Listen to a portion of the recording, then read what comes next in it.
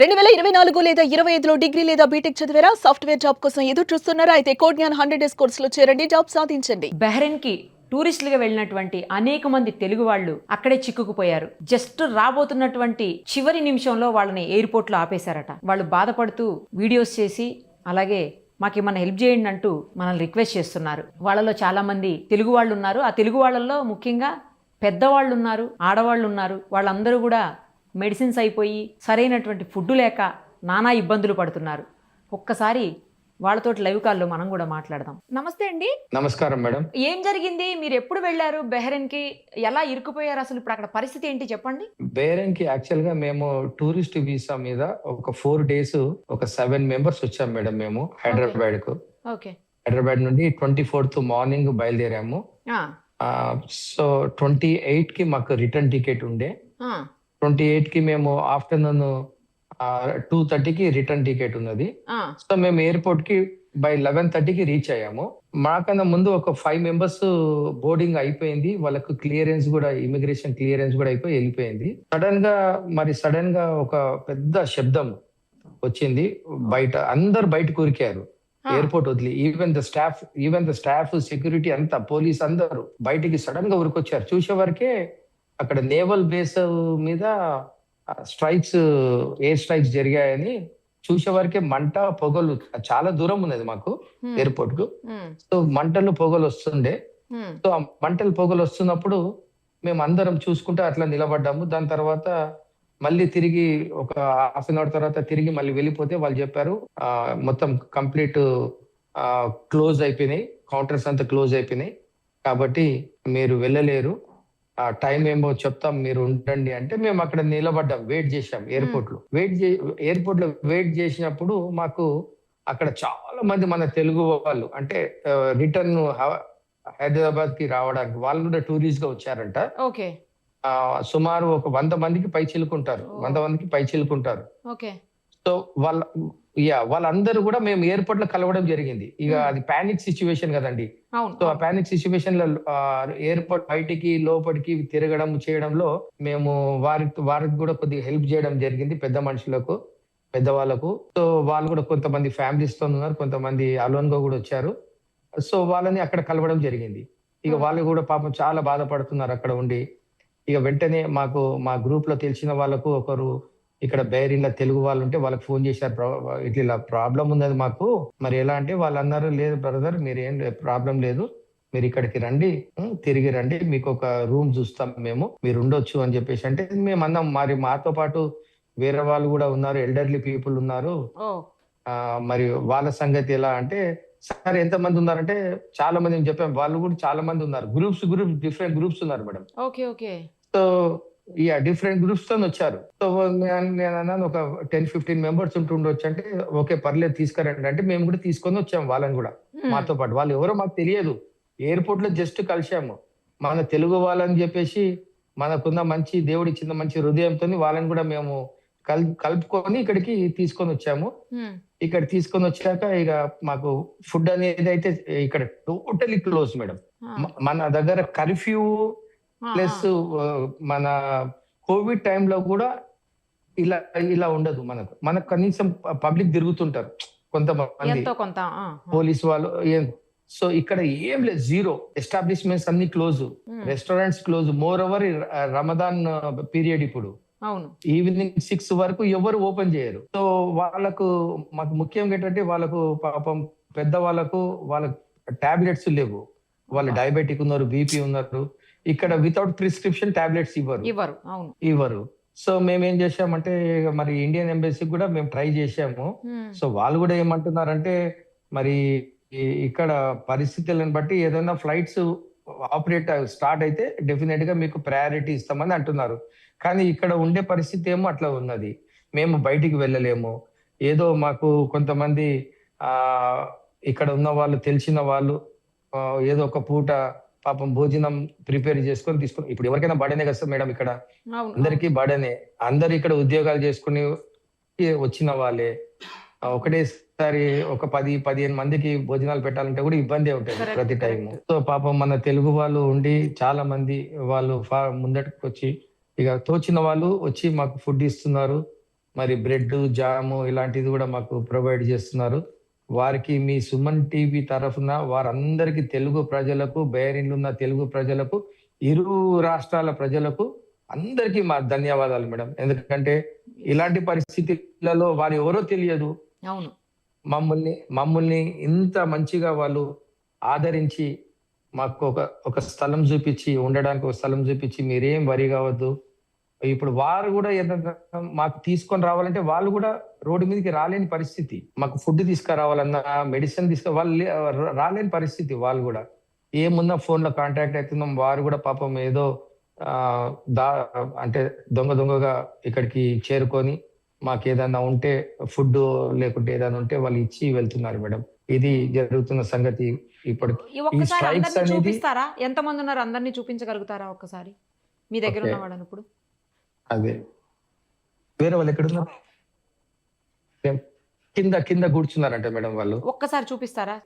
వాళ్ళని రమ్మని చెప్పండి, లేకుంటే రమ్మని చెప్పండి. పిలిపిస్తున్నాం పిలిపించండి వాళ్ళు. సో ఇలా జరుగుతున్నది మేడం. ఇది ఇక్కడ అనుకున్న పరిస్థితి అయితే చాలా భయంకరంగా ఉన్నది పరిస్థితి. ఎయిర్ స్ట్రైక్స్ కంటిన్యూగా జరుగుతున్నాయి. ఎయిర్ స్ట్రైక్స్ జరుగుతూనే ఉన్నాయి అండి. కనిపిస్తున్నాయా మిసైల్స్, బాంబ్ అన్ని కనిపిస్తున్నాయి? Yes madam. డే టైమ్ లో మంచి కనపడతాయి మేడం. డే టైమ్ లో స్మోక్ కనిపిస్తుంది. స్మోక్ నైట్ లో బాగా లైటింగ్ తోటి కనిపిస్తుంది. నైట్ లో ఎయిర్ మన నైట్ ఉంటది కాబట్టి లైట్ లో బాగా కనపడుతుంది. అదే స్ట్రైక్స్ కంటిన్యూ. స్ట్రైక్స్ రాకముందు ఈ గవర్నమెంట్ మాకు ఏం చేస్తున్నదంటే అలర్ట్స్ పంపిస్తారు మేడం. స్ట్రైక్స్ రాకముందు అలర్ట్స్ పంపిస్తున్నారు. సో అలర్ట్స్ పంపించగానే వెంటనే మేము ఎక్కడన్నా ఉండాలి, లేకుంటే ఎక్కడన్నా బంకర్స్ ఉంటాయేమో. బంకర్స్ అంటే ఇది ఒక ప్రాంతంలో, ఇది రెసిడెన్షియల్ ఏరియాలో సేఫ్ అని చెప్పి తీసుకొచ్చారు మేడం. యాక్చువల్ గా అదేలి అని ప్రాంతంలో ఉన్నాం మేము.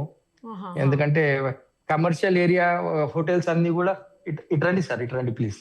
కమర్షియల్ ఏరియాలో సార్ ఇట్రండి, బ్యాక్ రండి, కనిపిస్తున్నారు. మీరు ఎక్కడి నుంచి అండి? ఎక్కడి నుంచి? నేను హైదరాబాద్ మేడం. ఆయన వెనకాల ఆయన అందరు కూడా హైదరాబాద్ మేడం. అంటే వాళ్ళు ఏపీ నుండి కానీ హైదరాబాద్ లో వర్క్ చేస్తున్నారు. ఓకే. అందరు జాబ్ చేసుకుంటున్నారు. అంటే మీరు అందరూ కలిసి వెళ్ళారనమాట? టూరిస్ట్ మేము అందరం కలిసి, ఎస్ మేడం, కలిసి వెళ్ళాము. టూరిస్ట్ వెళ్ళాము 4 days మేడం. రిటర్న్ కూడా అవుతున్నాం. ఒక 2 hours ఉంటే మేము హైదరాబాద్ లో ఉంటుండే అండి. సో ఇక్కడ మేము చిక్కుకుపోయాము. సో మాకు ఏం లేదు మేడం. మీ ఫ్యామిలీస్ హైదరాబాద్ లో ఉన్నారా? మళ్ళా అందరు హైదరాబాద్ లోనే ఉన్నారు. ఫ్రెండ్స్ తో వెళ్ళారు? అందరు ఫ్రెండ్స్ తో వెళ్ళాము. అందరం హైదరాబాద్ లోనే ఉన్నారు. మాకు ఇక్కడ ఒక విషయం ఏంటంటే, వీళ్ళు ఎవరైతే అదర్ కంట్రీస్ ఎవరైతే హెల్ప్ చేస్తున్నారో వాళ్ళ సిటిజన్స్ కొరకు మీ సుమన్ టీవీ ద్వారా మరి మేము గవర్నమెంట్ ఆఫ్ ఇండియాకు, రాష్ట్ర ప్రభుత్వం కూడా మా యొక్క రిక్వెస్ట్ ఏంటంటే, మమ్మల్ని కూడా తొందరగా ఇక్కడ నుంచి ఎనీ ఎయిర్ క్రాఫ్ట్ మేము నిలబడి రావడానికి కూడా సిద్ధం ఉన్నాం. అంటే చెప్తున్నాం, ఎయిర్ ఫోర్స్ దాంట్లో నిలబడి రావడానికి కూడా సిద్ధం ఉన్నాము. ఇక్కడ నుంచి మమ్మల్ని మీరు తరలిస్తే, మన ప్రాంతానికి తరలిస్తే అందరికీ మేము కృతజ్ఞతలై ఉంటాం మేడం. అది రైట్ అండి. తప్పకుండా మీ మెసేజ్ని మేము గవర్నమెంట్కి చేరేలాగా చూస్తాము డెఫినెట్ గా. ఎంతమంది ఉన్నారు ఒక్కసారి వాళ్ళని కూడా చూపిస్తారని? ఇంతేనా? ఇంతే మేడం. ఇంకా వేరే వాళ్ళు, లేడీస్ వాళ్ళు వేరే దగ్గర ఉన్నారు. అదే అడుగుతున్నాను, వాళ్ళు ఎక్కడ ఉన్నారు లేడీస్? వాళ్ళు పైన ఉన్నారు కదా, వాళ్ళు పైన ఉన్నారు మేడం. ఒక్కసారి మీరు వెళ్తే కెమెరా, బ్యాక్ కెమెరా ఆన్ చేసి ఒక్కసారి చూపించండి. ఇదో మేడం, ఇక్కడ కూడా కూర్చొని ఉన్నారు elderly people sir. Okay, Suman TV నుంచి లైవ్ లో ఉన్నారు మేడం. అదే చూపిస్తున్నాను, మిమ్మల్ని చూపించమన్నారు. ఇదే మేడం, ఇక్కడ కూడా చాలా మంది ఉన్నట్టున్నారు. లేడీస్ ఉన్నారు, పెద్దవాళ్ళు ఉన్నారు. అవును మేడం. చాలా ఇబ్బంది పడుతున్నట్టున్నారు. నమస్తే అమ్మా. విజిటింగ్ కోసం మేమందరం కూడా చాలా ఏజ్డ్ మేడం. అందరూ ఏదో టూర్ కోసం అని వచ్చాము, ఇలా ఇరుక్కుపోయాం మేడం. దయచేసి మాకు హెల్ప్ చేయండి మేడం. మెడిసిన్స్ కూడా అయిపోయినాయి. మేము 5-6 రోజులకే తెచ్చుకున్నాము. మా టైం అయిపోయింది. మేము సాటర్డే ఎయిర్పోర్ట్కి వెళ్ళేటప్పటికి క్లోజ్ చేశారు, చెక్ ఇన్ క్లోజ్ చేశారు. ఇంకా వెనక్కి వెళ్ళిపోండి అని అన్నారు. ఎక్కడికి వెళ్ళాలో తెలియదు. చాలా ఇబ్బంది పడాం. ఆ రోజంతా మేము భోజనం కూడా చేయలేదు మేడం అసలు. అయ్యో. తర్వాత ఇంకెక్కడో ఎవరో ఒకళ్ళు పంపించి ఒక రోజు అలా తింటున్నాం మేడం. అసలు ఒక పూట తింటున్నాం మేడం. దయచేసి మీరు హెల్ప్ చేయండి అని మిమ్మల్ని ప్రాధేయపడుతూ అడుగుతున్నాం మేడం. తప్పకుండా అమ్మా, తప్పకుండా. నమస్తే అండి. నమస్తే మేము అమ్మా. చాలా ఇబ్బంది పడుతున్నామండి. ఇక్కడ చాలా రోజులు అయింది. ఇంటి దగ్గర పిల్లలు, మా ఫ్యామిలీ అందరూ చాలా భయపడుతున్నారు. మేము అసలు ఉన్నామా లేదా, గంటకోసారి ఫోన్ చేయండి మాకు అని చాలా టెన్షన్ పడుతున్నారు. మేము కూడా చాలా టెన్షన్ పడుతున్నామండి. ఇక్కడ భోజనం మాకు ఇస్తున్నారు కానీ మేము పెద్దవాళ్ళం అవడం వల్ల భోజనం చేయలేకపోతున్నాం. చాలా ఆకలి అంటే ఏంటో తెలియని వాళ్ళం ఇక్కడికి వచ్చి ఆకలికి అలమటించిపోతున్నామండి. దయతో మీరు సహాయం చేసి మేము తొందరగా వెళ్ళేటట్లుగా మీరే మాకు ఏదన్నా సహాయం చేయాలండి. దయతో సహాయం చేయండి ప్లీజ్. సాల్మన్ గారు, అక్కడ చాలా మందే ఉన్నట్టున్నారు చూస్తుంటే. పాపం బాధ మేడం, నేను అనిపిస్తుంది. చెప్పాను కదా, పెద్దవాళ్ళు, లేడీస్. నేను చెప్పాను కదా మేడం, వీళ్ళంతా ఎయిర్పోర్ట్ లో మాకు కలిశారు మేడం. వీళ్ళందరూ మాకు ఎయిర్పోర్ట్ లో కలిశారు. సో వీళ్ళు ఎయిర్పోర్ట్ లో కలిసిన తర్వాత మాతో పాటు వీళ్ళని కూడా తీసుకొని వచ్చాము మేము ఇక్కడికి, ఈ ప్రాంతానికి. తెలియజేసి ఈ స్థలానికి త్వరగా వెళ్ళటానికి మరి అవకాశం కల్పిస్తారని ప్రేమతో కోరుతున్నాం మేడం. Thank you madam. సరే అండి, అయితే తప్పకుండా మేము ఏం చేయగలుగుతామో మేము కూడా ట్రై చేస్తామండి. బట్ ఏంటంటే ఏం చేయాలన్నా కూడా అక్కడి నుంచి ఫ్లైట్ స్టార్ట్ అవ్వాలి కదా, అది మేజర్ ఇష్యూ. ఇక్కడ నుంచి అక్కడికి కూడా మేడం, అలౌ ఇప్పుడు చేయరు కదా. ఇప్పుడు ఈ టైంలో ఇక్కడ నుంచి అక్కడికి కూడా అలౌ చేయరు అసలు. అంటే ఇప్పుడు జనరల్ గా అయితే అలౌ చేయరు మేడం. ఇప్పుడు ఈ మేడం కి నిన్న కొద్దిగా మన చెస్ట్ పెయిన్ వచ్చింది. Health chest pain. బాగలేనట్టుంది. అదే.